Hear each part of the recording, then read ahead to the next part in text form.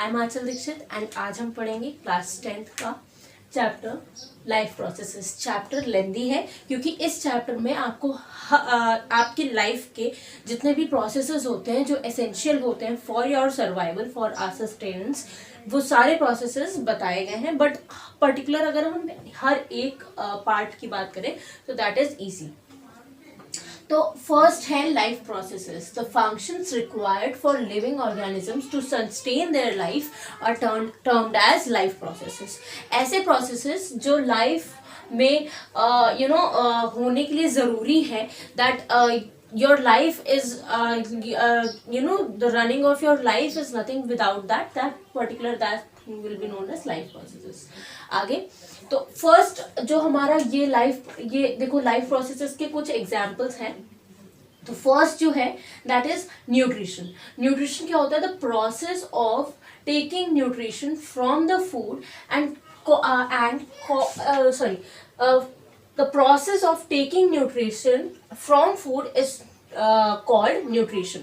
So कोई भी आप फूड इनटेक करते हो, देखिए in your NCERT the definition of this is given the same, but इसमें थोड़ा सा मेटाबॉलिक एक्टिविटीज एंड ये सब बताया है। But I have tried to just give you the easier way। This is the definition जिससे कि आप अगर लिखोगे व्हाट इज न्यूट्रिशन में तो you will get full marks. So the process of taking nutrition from food is called nutrition.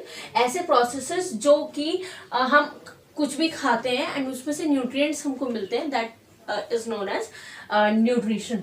तो उसका example है कार्बोहाइड्रेट्स। वैसे ही दूसरे एग्जाम्पल्स हैं लाइक प्रोटीन्स एक्सेट्रा।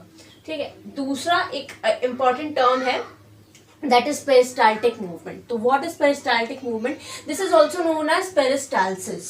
okay, तो contraction and relaxation of muscles of esophagus। so आपने अपने mouth में फूड इनटेक करा है and then you just need to swallow it down। so जो esophagus है आपका, तो ये esophagus what it does, like ऐसे होता है, ये पाइप है एंड ऐसे जिगजैग मूवमेंट में आपका फूड अंदर जाता है। जब ये कॉन्ट्रैक्ट होगा तो ये रिलैक्स होगा, ये कॉन्ट्रैक्ट होगा ये रिलैक्स होगा। तो इसी तरीके से आपका फूड ये आगे जाता है and then it finally reaches to your stomach. Bolus क्या होता है? The food has been chewed and mixed in the mouth. जो आपका फूड आप खाते you take your food in and then जब वो मिक्स हो जाता है okay with saliva, that is known as a bolus। then chyme, the pulpy acidic fluid which passes from the stomach to the small intestine। ठीक है, जो आपके stomach से जो आपका स्टमक होता है that passes this chyme or chyme, the pronunciation is the wording is same। so this stomach passes it to the small intestine and what does it contain? ये इसमें होता है gastric juices होते हैं और partly digested food भी होता है। then the multicellular organisms like human all body parts are not connected with the surrounding, therefore every cell of the body will not get oxygen as per the need। आपने कुछ भी intake करा and if your body needs oxygen, आप this अगर हम human का या किसी एनिमल का पढ़ रहे हैं तो उसका कोई ना कोई मोटिव होगा।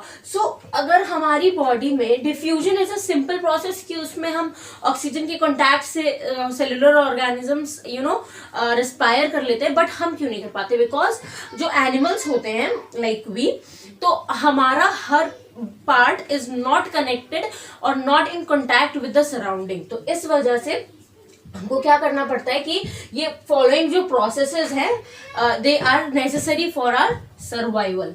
Okay, so the next thing is life processes such as respiration, digestion, excretion, circulation and transportation are essential for the maintenance of life। so हम नहीं कर पाते हैं respiration इसकी वजह से, that is why ये कुछ life processes हैं and even ये सारे life processes हैं जो necessary होते हैं हमारे survival के लिए। तो इसमें से हम अभी एक एक करके सारे पढ़ेंगे. Then autotrophic nutrition, they prepare their own food. Okay, autotrophic nutrition क्या होता है? ऑटोट्रॉफिक जो ऑर्गेनिजम्स होते हैं, they prepare their own food, and if they prepare their own food, वो कहाँ से लेके आएंगे? वो कार्बन डाइऑक्साइड, वाटर, सनलाइट, ये 3 चीजों से वो फूड एक्सट्रैक्ट करते हैं, फूड अपना बनाते हैं. और फिर उसके बाद एक चौथा चीज है, दैट इज क्लोरोफिल. ठीक है. हेटेरोट्रॉफिक, इसमें आपका डिफरेंशिएशन में भी आ सकता है कि what is the difference between autotrophic nutrition and heterotrophic nutrition. और एक आपका आ सकता है define autotrophic nutrition. If there is a question define autotrophic nutrition, तो you have to write only this much. And if there is a question that define heterotrophic nutrition, you have to write this. and अगर differentiation आ जाता है, तो आप ये दोनों को comparison में, जैसे वो tabular form में लिखते हैं, you can write it. So heterotrophic, they do not prepare their own food, depend on another organisms. वो अपना फूड खुद इनटेक नहीं खुद बना नहीं पाते हैं, तो they depend on any other organism for their survival. और तो अब दूसरा चीज, ये क्यों नहीं बना पाते हैं, या आप इसका एग्जाम्पल वो लिख सकते हो, that food is not prepared by CO2, H2O and sunlight. See, इसमें आपको CO2, H2O और सनलाइट से ऑटोट्रॉफिक जो एनिमल्स हैं, ऑर्गेनिजम्स हैं, वो बना लेते हैं, बट हेटेरोट्रॉफिक्स जो होते हैं वो नहीं बना पाते हैं. Then chlorophyll is not prepared. Because chlorophyll is not prepared, तो साफ साफ समझ में आ रहा है, इसीलिए ये नहीं बना पाते हैं अपना फूड. फिर प्लांट्स रॉ मटेरियल्स. अच्छा, अब ऑटोट्रॉफिक न्यूट्रिशंस जो होते हैं, और ये क्या कौन करता है? प्लांट्स, बेसिकली जो ग्रीन प्लांट्स होते हैं. ओके, ग्रीन प्लांट्स, एल्गी, ये सब करते हैं. तो हेटेरोट्रॉफिक जो ऑर्गेनिजम्स होते हैं, वो नहीं कर पाते हैं. तो प्लांट्स कैसे अपना, कहाँ से क्या लेते हैं? दिस इज द मतलब what are the raw materials taken by the plants to make their own food. तो CO2 जो होता है वो हम एटमॉस्फेयर से ले लेते हैं वो. और प्लांट्स में जो लीव्स होती है प्लांट्स की, उसमें स्टोमेटा होता है. तो from that stomata, the opening and closing of stomata, उसकी वजह से CO2 अंदर चला जाता है. Okay, then after H2O. सो H2O जो होता है वो प्लांट्स की रूट्स से प्लांट्स सिंथेसाइज करते हैं, जो कि सॉइल में, सॉइल से जो H2O होता है वो प्लांट्स की रूट्स, क्योंकि ये सॉइल है और ये प्लांट्स की रूट्स है, और ये ऊपर प्लांट होता है, तो यहाँ से जो यहाँ पे पानी जो हम डालते हैं वो जाता है. फिर सनलाइट होती है, वो सिंपल सन से वो ले लेता है. और क्लोरोफिल वो होता है जो कैच करता है सनलाइट को. और क्लोरोफिल जो होता है वो क्लोरोप्लास्ट से करते हैं, और ग्रीन प्लांट्स में ही वो होता है. Then what is photosynthesis? Photosynthesis में मैं आपको बोलूंगी कि आप जो स्टार्टिंग से आप डेफिनेशन लिख रहे थे, उसको अगर आप अवॉइड करो, और जो NCERT में आपकी डेफिनेशन दी हुई है वो डेफिनेशन लिखो, तो that will be much better. So process in which green plants make their own food using sunlight, chlorophyll and H2O, ये हमारी डेफिनेशन होती है. उसमें इन्होंने कुछ और अच्छे से एक्सप्लेन करा हुआ है. So I think you should go with this. And then mechanism है. मैकेनिज्म इजी है, आपको बस जो आपको ऊपर ये बताया है ना, उसको आप अच्छे से, क्योंकि biology is not about just रट्टा नहीं मारना होता उसमें. You just don't have to you just have to memorise it, और उसके बाद आपका सारा काम हो जाता है. तो आप ऊपर से इसको देखते हुए चल के आओ कि जो प्लांट होगा वो पहले क्या करेगा? लाइट अब्सॉर्ब करेगा. लाइट कैसे अब्सॉर्ब करेगा? क्लोरोफिल की प्रेजेंस इसी वजह से होती है उसमें, क्योंकि उसको लाइट अब्सॉर्ब करनी होती है.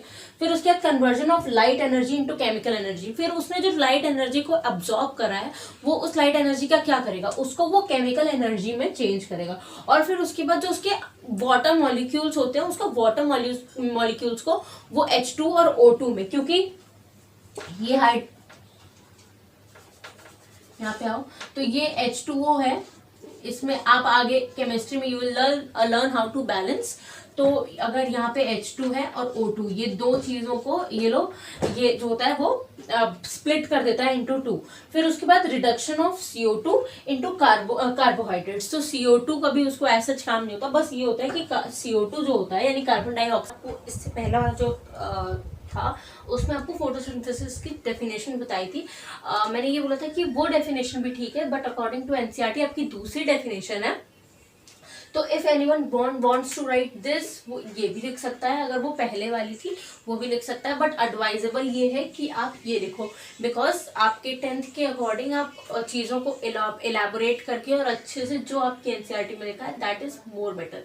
ये डेफिनेशन भी इजी है, बट जस्ट आपको उसका जो उसका कॉन्सेप्ट है वो समझना है, जो उसका कंटेंट है वो समझना है। तो just started, it is the process by which autotrophs take substances from outside and इतना बस पढ़ते हैं पहले आउटसाइड तक, ठीक है। तो ये कोई एक ऐसा प्रोसेस होगा फोटोसिंथेसिस जिसकी मदद से, जिससे ऑटोट्रॉफ्स जो है, यानी ऑटोट्रॉफ्स कौन, जो अपना खाना खुद बनाते हैं, वही तो फोटोसिंथेसिस करेंगे।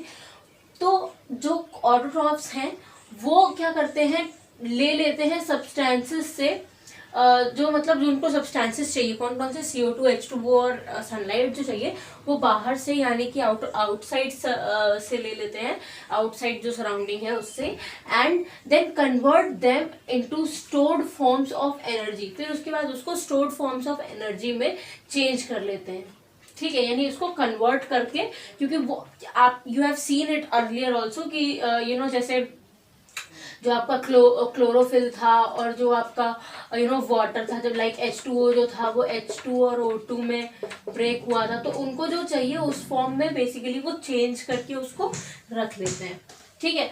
फिर उसके बाद क्या है, materials are taken from in a form of CO2, H2O and converted into carbohydrates in the presence of sunlight।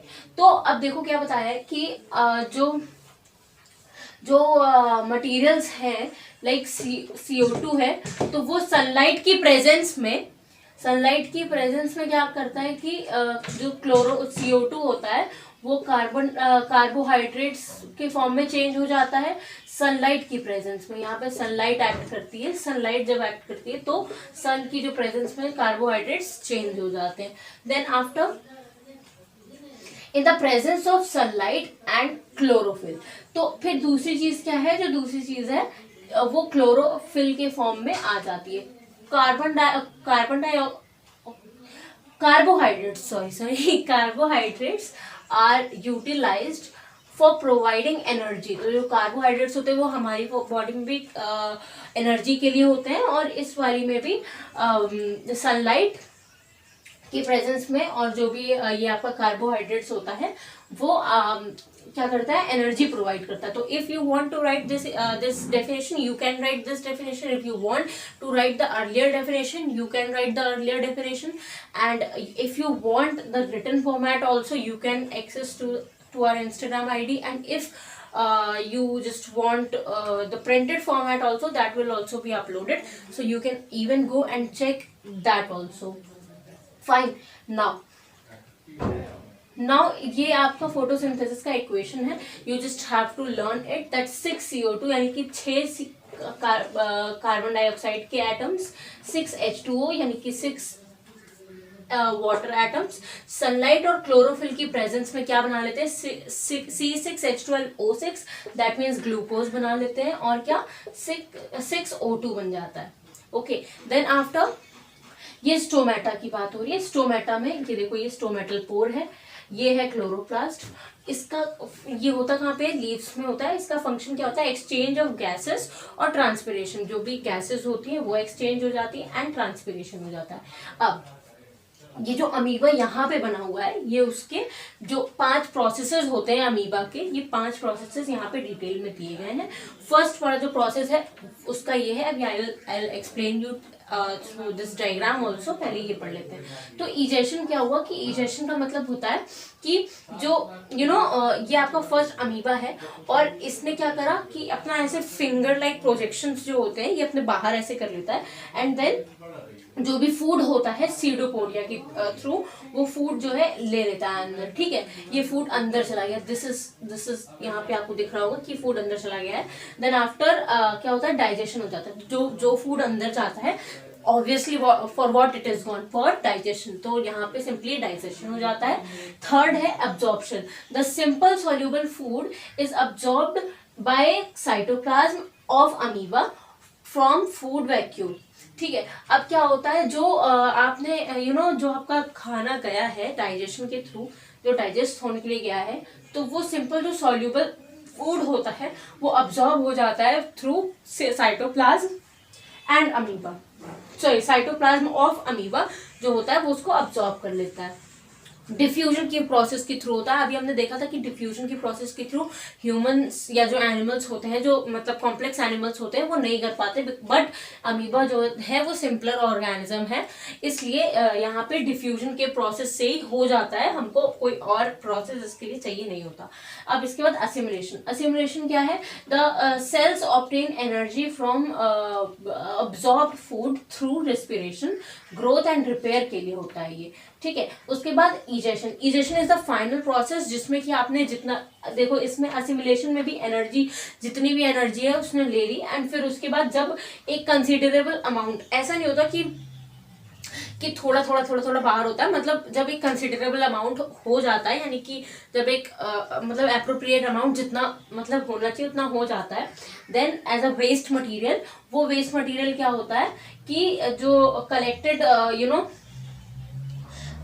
Collect हो जाता है उसकी मेम्ब्रेन में, सेल मेम्ब्रेन जो होती है, फिर उसके बाद ये जो होता है ना उसको ऐसे खोल देती है like this you can see, और जितना भी अनडाइजेस्टेड फूड होता है या वेस्ट आप बोल लो, तो वो जो होता है वो निकल जाता है थ्रू दिस प्रोसेस इजेशन। ये इसके पांचों प्रोसेसेस इंपॉर्टेंट है, इसका स्टोमेटा का डायग्राम इंपॉर्टेंट है। ठीक है, और इस चैप्टर में आगे ये जो डायग्राम है दिस इज इम्पॉर्टेंट, जो आपका एक ह्यूमन का दिया हुआ है दैट इज ऑल्सो इम्पॉर्टेंट।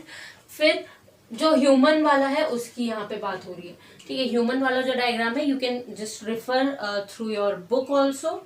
ठीक है, आई थिंक कौन सा पेज नंबर है, दिस इज पेज नंबर, और page number 99 it is given, just go and just check it over, और आई जस्ट सजेस्ट यू कि आप उसी डायग्राम से ही अपना तैयार करो तो आपको अच्छे से होता है, बिकॉज कभी कभी होता है ना you forget how the diagram was, या फिर जल्द अभी आए हो तुरंत तो हो सकता है कि आप भूल जाओ कि कहाँ पे क्या है, तो आप डायग्राम एक बनाओ, रफ डायग्राम, उसमें आप प्रैक्टिस कर लो। ठीक है, this would be more better I guess.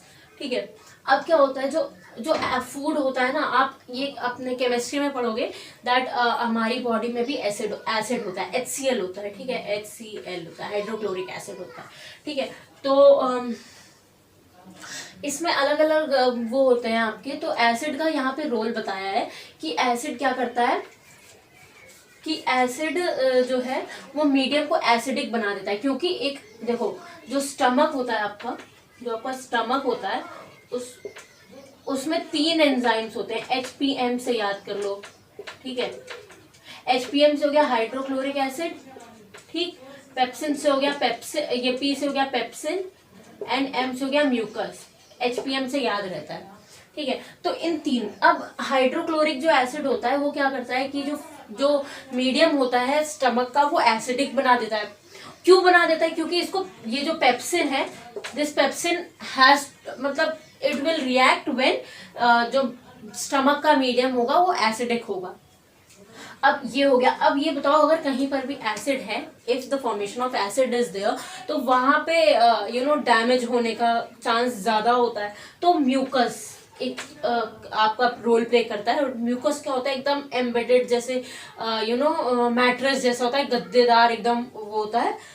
उसमें क्या, उसकी वजह से क्या होता है कि जो HCl होता है वो स्टमक को की वॉल्स जो होती हैं, लाइनिंग्स जो होती हैं, उसको इतना हार्म नहीं कर पाता है, ठीक है। बट अगर आपने अगर सुना हो एसिडिटी हो रही है, ऐसा कुछ लोग बोलते हैं, तो वो इसी वजह से होता है क्योंकि जो एसिड होता है, यानी कि जो HCl होता है, वो बहुत ज़्यादा क्वांटिटी में प्रोड्यूस होने लगता है बॉडी में, जिसकी वजह से म्यूकस भी कहीं ना कहीं डैमेज होने लगता है, और जब म्यूकस डैमेज होने लगता है तो वो that just leads to that problem, ठीक है। और ये होता क्यों है, खट्टा ज़्यादा खाओ या ऐसा, तो इन सब वजहों से हो जाता है। देन आफ्टर जो हमारी स्मॉल इंटेस्टाइन होती है, small intestine is so small, मतलब it is not so small, but बोला जाता है कि वो स्मॉल इंटेस्टाइन है। गलती से भी भूल मत कर देना स्मॉल इंटेस्टाइन को स्मॉल समझने की।